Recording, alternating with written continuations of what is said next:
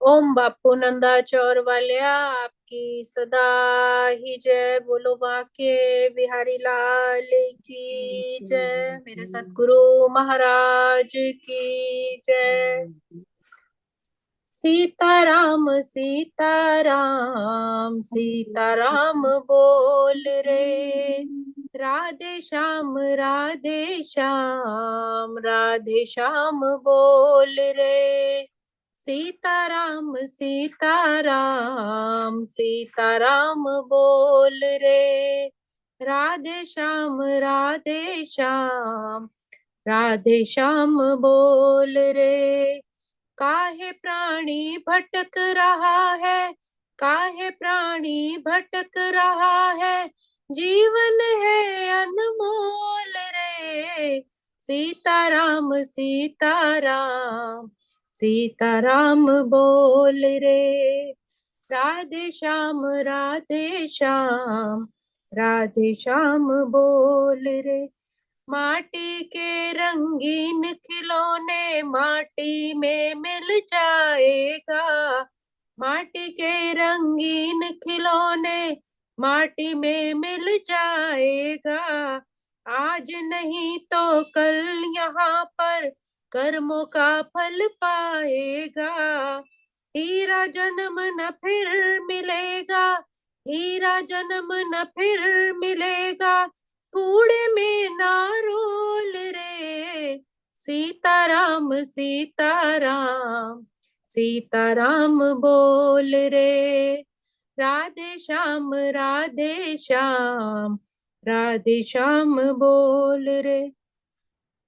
जिसको समझे यह जग अपना वो एक दर्शन मेला है। अंत काल पछताएगा जब जाएगा तो अकेला है। सुंदर तन पे दाग लगाया, सुंदर तन पे दाग लगाया, मैली चादर ओढ़ रे। सीताराम सीताराम सीताराम बोल रे। राधे श्याम राधे श्याम राधे श्याम बोल रे। प्रभु की प्यारी सात संगत जी, चलिए गीता पाठ श्रवण की ओर चलते हैं। वसुदेव सुतं देवं कंस चाणूरमर्दनम् देवकी परमानन्दं कृष्णं वन्दे जगद्गुरुं। कृष्णं वन्दे जगद्गुरुम्। ओम श्री परमात्मने नमः। श्रीमद्भगवत गीता अथ नवमोऽध्यायः।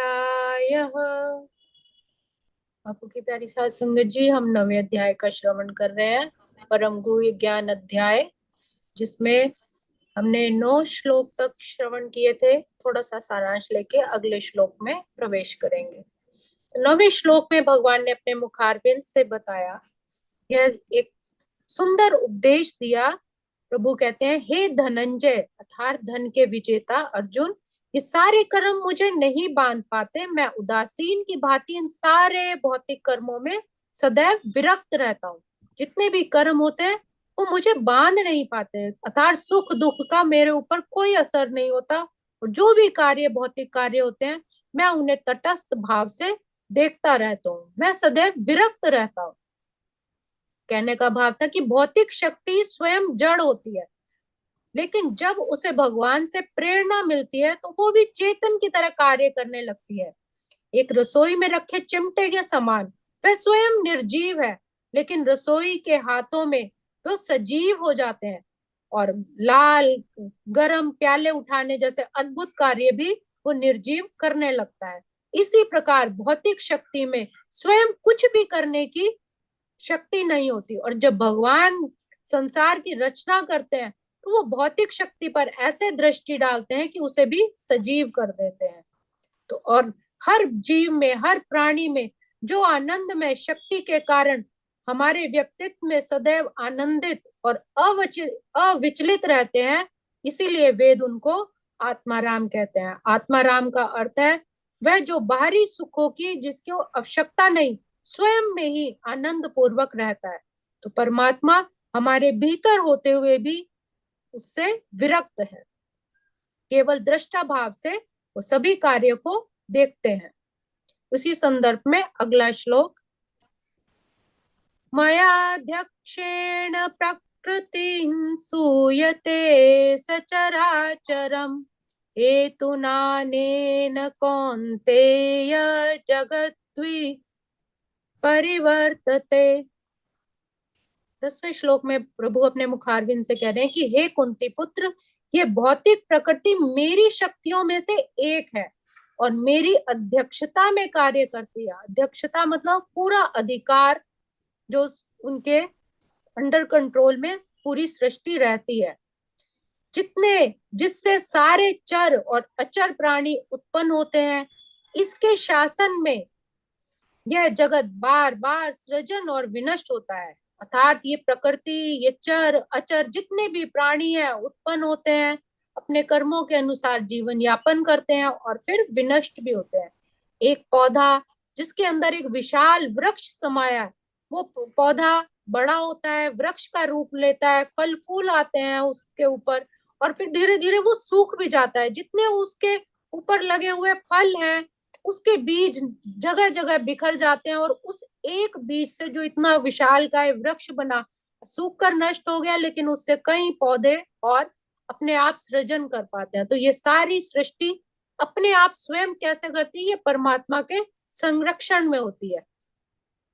आकाश में अनेक आकाश गंगाएं हैं और एक आकाश गंगा में कितने करोड़ों सूर्य चमक रहे हैं, और जितने सूर्य होंगे उतने ही पृथ्वी मंडल भी होंगे, ऐसा हमारे शास्त्रों में कहा जाता है। तो इतने करोड़ों सूर्य मंडल और इतने ही और हजारों लाखों करोड़ों में आकाश गंगा है, और सारी जाने कितने ऐसे भूमंडल पृथ्वियां होंगी जहां पर चर अचर जीवन चल रहा होगा। तो ये सारी सृष्टि, सारे कार्यकलाप स्वयं कैसे बनते हैं और जीवन यापन होता है, पालन होता है, और स्वयं उनका कैसे विनाश होता है, ये सारा सिस्टम, सारी जो प्रकृति का जो संचालन है, ये परमात्मा की शक्ति से ही होता है।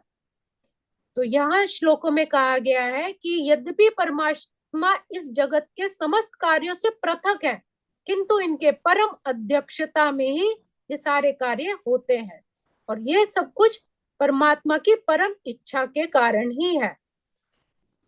भगवत गीता में श्री कृष्ण कहते हैं कि मैं विभिन्न योनियों और रूपों वाले जीवों का पिता हूँ। जैसे हम परम पिता परमात्मा कहते हैं, तो वो सभी योनि में, चाहे छोटे से छोटा कीट हो, पतंगा हो, कोई भी हो, उन जीवों के पिता है।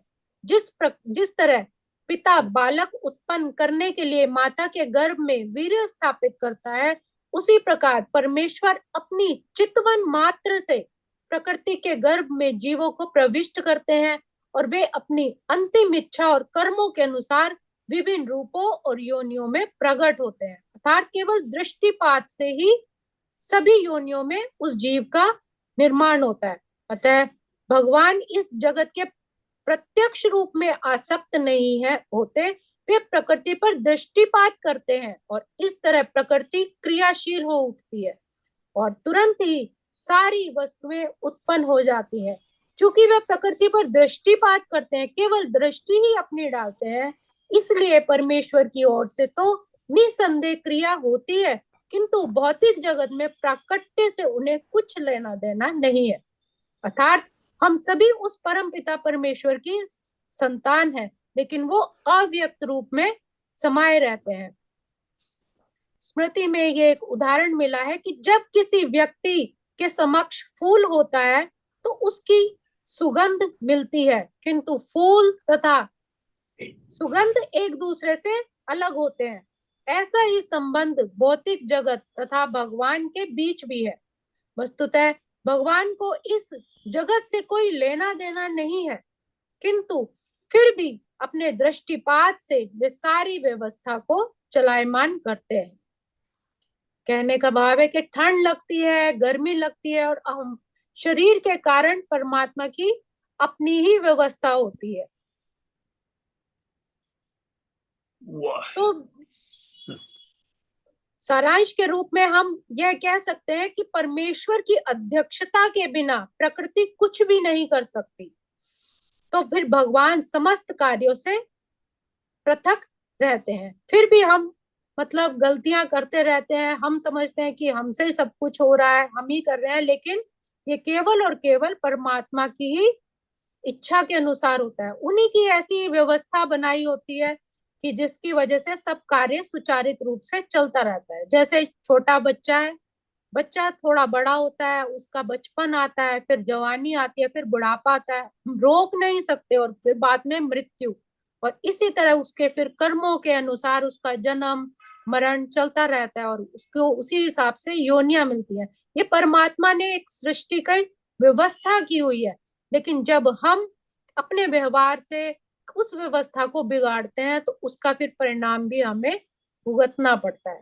तो सब कुछ परमात्मा की संरक्षण में उस तरह होता है जैसे एक माँ की गोद में एक छोटा बालक हंसता है खेलता है, किंतु माँ उसी तरह स्थिर रहती है, और बच्चे की अपने क्रियाकलाप होते हैं। उसी तरह ये सारी सृष्टि, जितने भी चर प्राणी हैं, उस परमात्मा की गोद में रहते हैं। तो आज के श्लोक को हम यही विराम देंगे। ओम श्री कृष्णार्पणमस्तु।